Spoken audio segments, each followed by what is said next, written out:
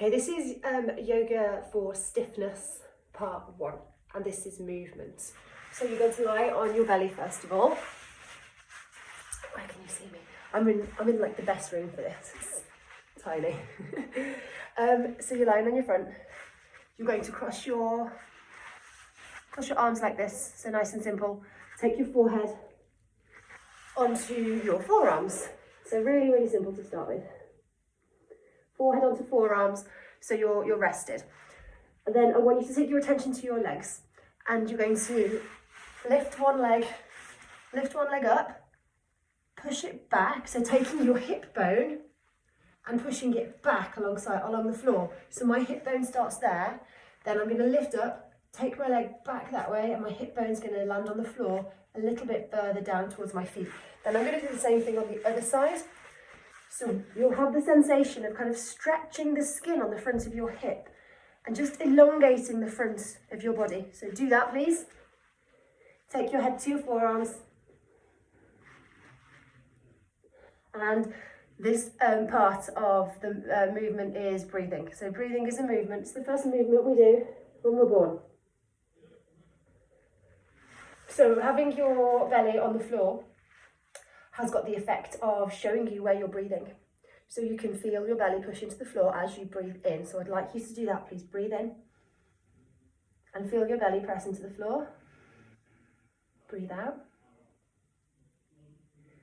So continue breathing in and out, feeling the rise and fall of your body.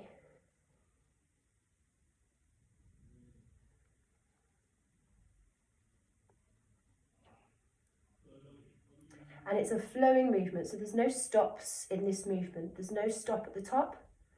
You're not holding your breath at either end of the movement. It is a fluid flow.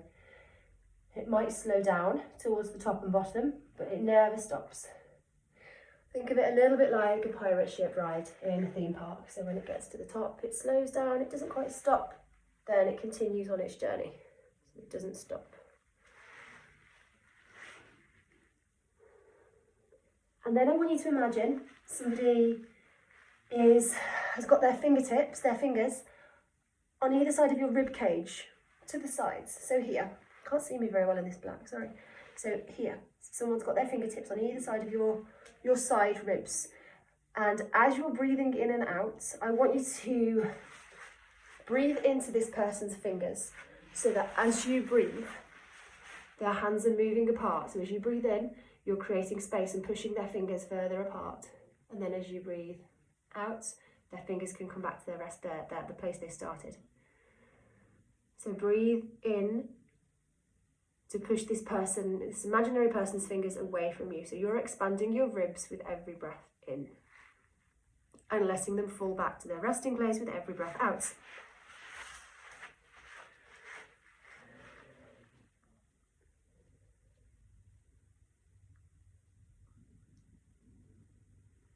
This is called crocodile breathing. So, I mean, I don't know why any of these things are called what they're called, but think crocodile thoughts. On a less ridiculous note, this is really, really useful for resetting your central nervous system and for making sure that before you start any sort of movement, you are tapped into your very foundational movement pattern. So as I said, the first thing that we do, the first movement that we do, the first patterned movement that we do when we're born is we breathe. And it's a movement and it's a pattern. And it can be trained. And it's brilliant just for resetting your central nervous system and making it realise that movement is safe. We've got this basic movement down. We are safe to begin the next stage of moving. So you can do this whenever you want to. You can make this last for however long you want it to last. So press pause if you want to pause it. And we will continue from here. So, pushing yourself up onto all fours. So we're going to keep moving now. This is quite short. It's going to last about 15 minutes from here. We're just going to keep moving. So all fours position, hands flat, or you can come onto your fists. If you've got your hands flat, remember you're not just dumping all of your weight into your wrists. You're spreading it out evenly, pushing a little bit more into your fingers. Start rocking backwards and forwards from here. Shoulders down, so don't shrug your shoulders. You shouldn't feel like you've got any sort of hunching in your shoulder. So that squishy bit there, in between the bony bit of your shoulder and your neck, this squishy bit here, that bit that gets tense and you want someone to massage, keep that relaxed. You don't want to be shrugging that. So let's take our attention to our armpits, because that's usually, well, it's my favourite way to cue most things. See if you can keep your armpits sliding down towards your hips and keep them hidden as much as possible. So when you're in this position, you shouldn't feel like there's any air in your armpits. We should feel like we've got our armpits completely locked. So squish some grapes every time we come forward. So lock your armpits in, so no air getting to your armpits in that front position. We're going to go around in circles now. So lead from your hips here. Lead from your pelvis. So if you can see what I'm doing, as I'm pushing my bum back, I'm kind of lifting my tailbone up. And then as I'm coming round, I'm going to tuck my tailbone under, and I get this curved position as I come forward. So yes, you're correct. It's very much like happy cat, angry cat. Keep going around in circles, even though I'm chatting at you and showing you something different. So up dog down, not up dog down dog. Happy cat, angry cat. As you come round, there we go, back to circles. In circles. Lead this from your hips. Go slower than I'm going, and find sticky spots. When you find a sticky spot, push into it, enjoy it. You know, like when you stretch in the mornings and you've got somewhere that feels, oh, like that, I'm going to stretch that. Do that. Let's go around the opposite way. If this is getting hard on your hands, take your fingertips to the floor. Do it in your fingertips. Same thing, go around in circles, starting from your hips. Lovely. Okay, staying on all fours. We're going to do something, we've done this quite a lot, but we're doing it a little bit differently. Come in to thread the needle, then straight back out again, then the opposite side. Thread the needle, straight back out again. Now what I see a lot when you're doing thread the needle is you can keep going one side to the other while I talk at you, is the hand that's on the floor, the hand that's flat on the floor, so the hand that doesn't move underneath, the hand that does not thread. You want your elbow on that hand side to always be stacked on top of your hand. So you'll often see when someone does this, they'll take their elbow to the floor like this. We don't want that. We want that elbow, that hand to stay next to your face. So when you come down, your eyes are right next to that thumb and your elbow is straight above your hand, so we're stacked. So keeping on moving. You don't need to go as fast as this. You can slow it down. But what we're trying to do here, just like with that breath, is not stop moving the whole time. I want this to be nice and fluid. So we're not holding anywhere.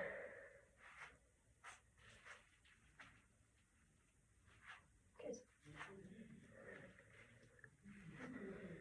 Lovely. Stop there. Let's come to sitting. As always, it's slightly chaotic for my brain. So let's come into, and I appreciate it might be quite hard to see my legs because I'm wearing all black, which doesn't help. We're going to come into a 90-90 position. So I've got my knees bent at about 90 degrees, maybe a bit less. So you can kind of see it makes like a windshield wiper WM shape. So I've got this foot here on my knee. So the foot comes on top of the knee, if that helps. Okay, and then from here, we are going to take our hands behind us and move from one side to the other. So you've probably done this before in training. So you just go 90 degrees, 90 degrees. And I'm not keeping my feet on the floor this time, I'm keeping my bum on the floor.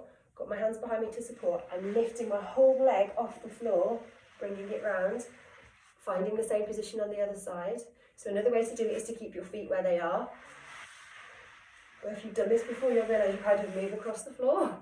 So we're going to stay in one place with our hips on the floor, take your hands behind you, and you're going to move from one side to the other.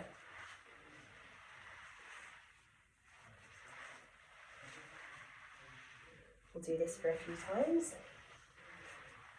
You can stay doing it this way, or you can lie on the floor from here. Take yourself to lying on the floor and do the same thing, just lying on the floor. So you're not stopping moving at any point, you're just taking your legs in that 90-90 position, but you've got extended hips for this one. So it comes a little bit more into the front of your hips rather than the back of your hips and the side of your hips. So have a go at both of them. This is about movements. We don't have to stay, and we don't want to stay stationary at any point. We just want to keep moving. Nice low intensity way to move your energy around.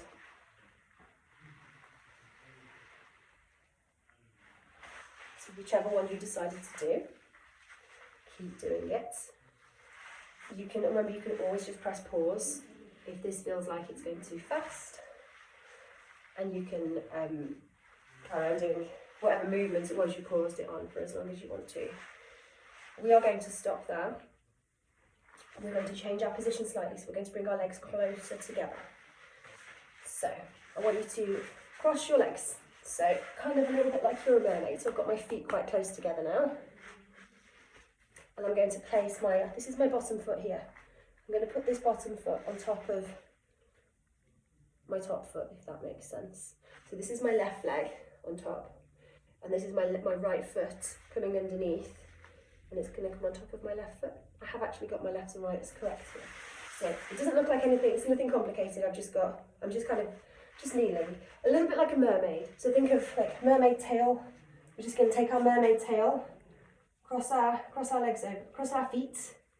This is probably a better way to do it. Cross your feet, mermaid tail tucks underneath you. There we go. And we're sitting like a mermaid. Okay, so gracefully like a mermaid. Take your left hand and hold onto your left ankle, just kind of to anchor yourself down. You're going to take your right hand up and over. So a nice stretch all down the side of your body. Then you're going to take this right hand, I need to move. You're going to take this right hand and elbow to the floor. So we're here. Left hand's going to come up and over. Shoulders down. Then come back up again. Hold back onto your right ankle. Hold back onto your left ankle. And come on over. So we've got a nice kind of swaying motion. Elbow comes to the floor and then sway over this way. So nice swaying motion. Try and think about opening out. So when we take this arm overhead, it's quite easy, and your body quite likes to close in. So this top arm and this top shoulder might start pointing towards the floor. Try and do the opposite. Try and get a little bit of a back bend. Point your chest towards the ceiling as it comes over. Same on this side. Take your chest, point it to the ceiling. Keep moving through those two movements. And keep breathing. Crocodile breathing.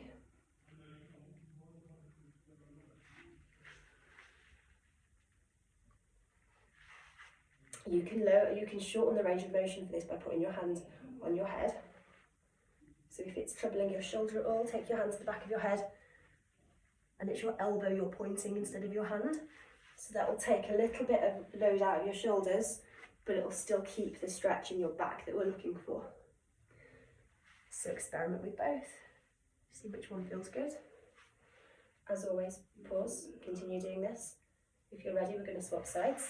So, I'm quite enjoying this. Mermaid tail, cross your feet, tuck your mermaid tail in. And then when you look at your feet, you'll have the bottom leg foot. So you'll have your left foot, top of your left foot kind of resting on your top right ankle. It's nothing major, it's not like you're doing it completely wrong if you haven't got that, it's just quite a comfortable way to put your feet, so don't worry. Okay, so same again, hold on to this ankle, so you're anchoring yourself, holding onto your right ankle with your right hand, left arm comes up and over, beautiful curve, and then obviously I've got to move, and then this left elbow is coming to the floor and we're going to take right arm over. So moving through those two positions, and just like before, we're trying to open out, put your chest upwards and over. So moving through this, we'll do about a minute here, but you can do longer. And you're going through at your own speed. You're finding some sticky spots and moving into them. So although I don't want you to stay still and hold, you can move into the spot. So I'm finding it's nice to stay here. So I'm here, I'm going to stay around about here, but I'm moving into it. I'm going to push a little bit deeper into it, then I'm going to open out into it, then I'm going to take it back down. So I'm not stopping, but I might just find a place that I like and move around in it. So it might look like I've stopped, but I'm still moving in it.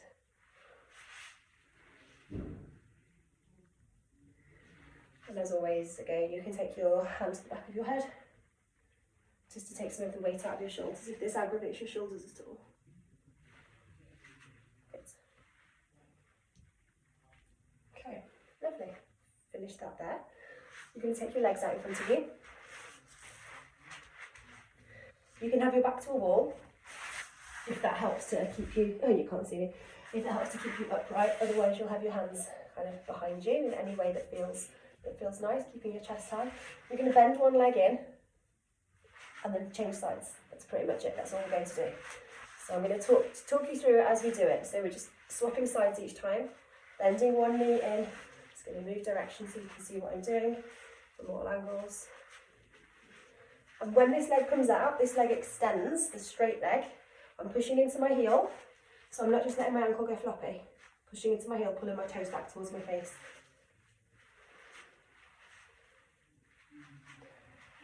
So my knee is coming quite closely in. So it's a straight line. I've got a straight line of my shin bone, straight up and down. And then what you can do as you're moving through this is you can take your legs further apart. So you can bring your feet to the outside of your hips. So you're making quite a wide-legged position. And then, if you want to, you can let this knee fall open a little bit. So instead of having your shin directly upright, let this knee fall open. And after all of the marching kind of positions that we've just done, this will feel quite nice. And now I want you to point your toes. So a whole different movement. Instead of pulling your toes towards your face and pushing your heel away, I want the toes on this leg to point out.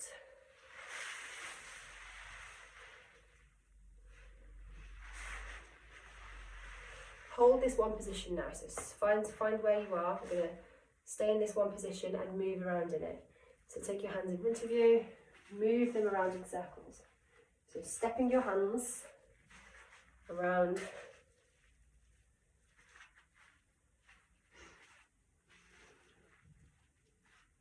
You're kind of twisting into your spine. When you come forwards, come as far forwards as you can. See if you can make this circle that you're making with your hands bigger each time.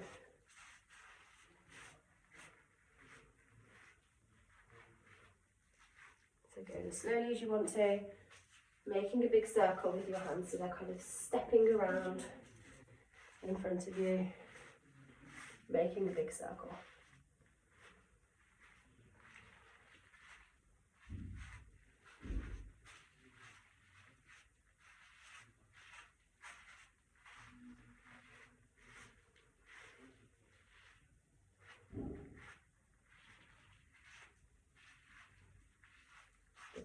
This is nice, quite meditative I think this one, possibly why we've been here for a while. Let's change sides, so swapping sides, and we're in this position with your knee towards the floor now. Same thing, take your hands in front of you and then step them, one hand to hand, and make just first of all a normal size circle. Then we're just going to keep moving, so you're following your hands, watch them with your eyes. So make the circle as far around as we can. It won't meet at the back. Kind of more of a semicircle, maybe a little bit more. But as we go, the idea is we're going to take our hands slightly further each time to make the circle wider. So that's the word, isn't it? To make the circle wider. We're also going to try and get further around a little bit each time, so that we make the circle a little bit more whole, less of a semicircle. You might find one side is harder than the other. I'm finding it much harder with my legs in this position, in this configuration, than I did on the other side, which is interesting. So trying to make it as big as we can, big bold circle, stepping with our hands. Twisting our spine, leaning into your hips.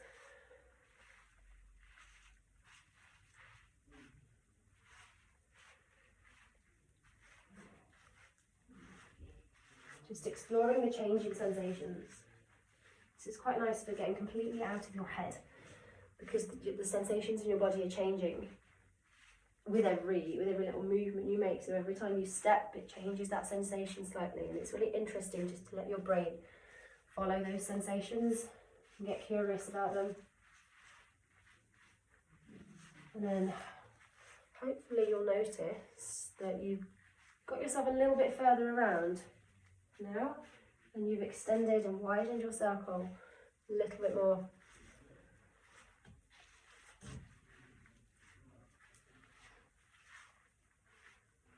Good. Let's finish that there. Lovely. Okay, we are going to come onto your back now, so we're nearly finished.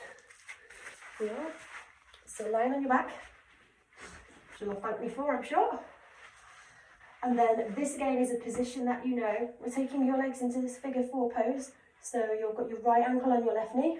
So we know this one, and then we draw it in, and usually we hold it. This time we're going to keep your hands on the floor. You're just going to pull everything in, hard as you can, then take it down, change sides. So stack your other side up, pull it in, change sides. Now, you probably heard me say this, but we're not just pulling everything in. What I want you to do is create resistance. Keep moving because I'm talking to you as usual. You want to create resistance between your foot and your knee. So the foot that you put on top of your knee, you're going to try and push that down towards the floor, and then the knee's going to be pushing up. So you've got a little bit of an argument between those two legs. One's trying to keep pushing down, one's trying to keep pulling up. But obviously the up leg wins. And what that will do is it will change the sensation of stretch in your hip from feeling like what you normally consider a yoga stretch, oh god, that's a stretch, don't like that, to you feeling a little bit more in control of the stretch. So it'll feel much more like a strength movement than a stretch, because it is because you're using a little bit of muscle to contract, which will make your brain feel like it's safe. So it knows that if you stretch to this range of motion, it's not an emergency situation because you've got control over it. You can keep yourself safe in that space because you're contracting that muscle and you're teaching your brain, hey, we can do this. So that's why I want you to have a little bit of pushback on the leg that you're stretching. Keep working through this.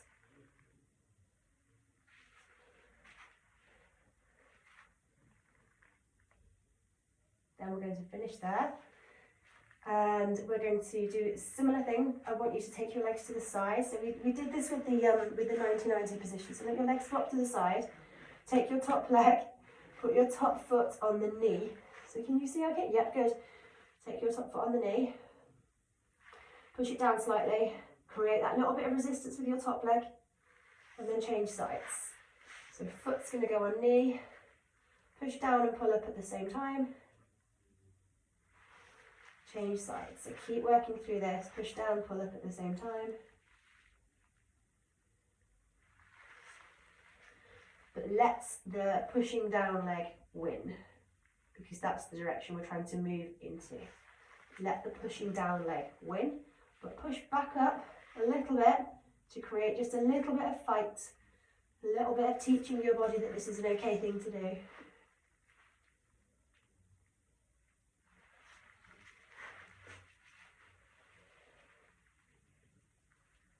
Lovely.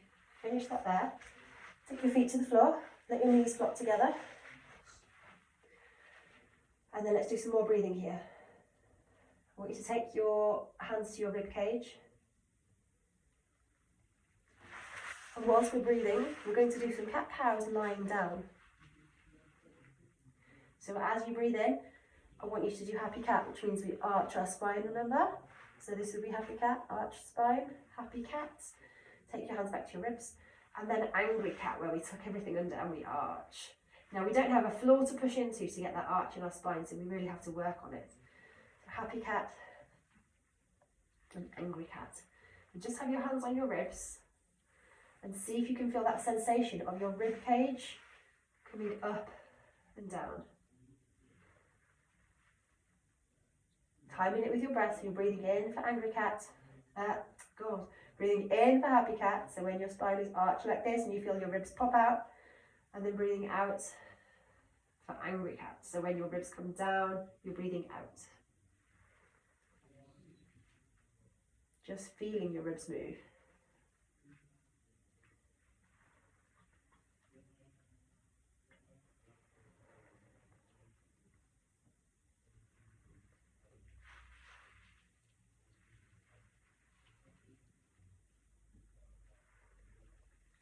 And then we'll just add a little bit of movement into this. So stay doing exactly what you're doing. Don't move yet.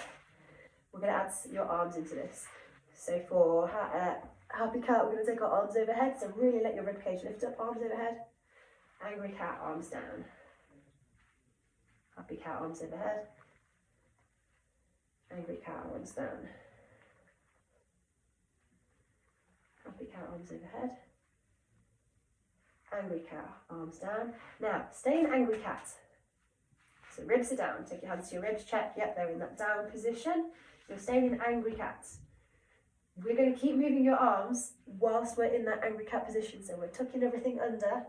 If I were to ask you to do like a crunch here, you could. You're going to move your arms without moving anything else. Bringing it up and down. Keeping on breathing. And down.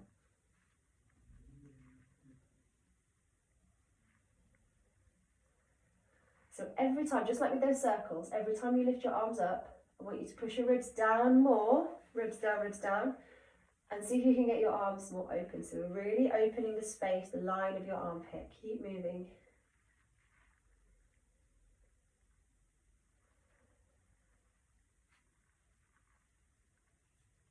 Keeping angry cat. Keeping your bum squeezed. Keeping your belly button down. Keeping your rib cage squeezing. So if you imagine the bottom of your ribs, you want them to be pushing down towards your belly button. Don't stop breathing. It's quite easy to stop breathing here, but I don't advise it, ever. Keeping that opening of your arms. So we've been doing this for quite a while now, so you should feel that you're a little bit more open in your shoulder joint. Then we're going to keep your arms overhead, rest them on the floor, let go of your spine, let go of your bum, let go of everything. And then we're going to come back to your breathing.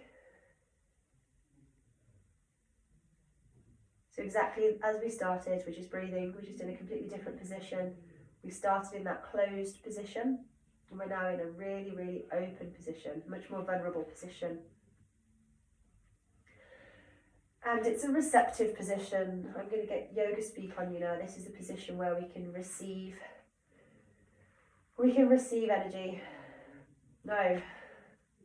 Yes, we can receive energy. Something to do with energy, I can't quite remember right now. It's a receptive position where we've got space in our heads to take on some more energy.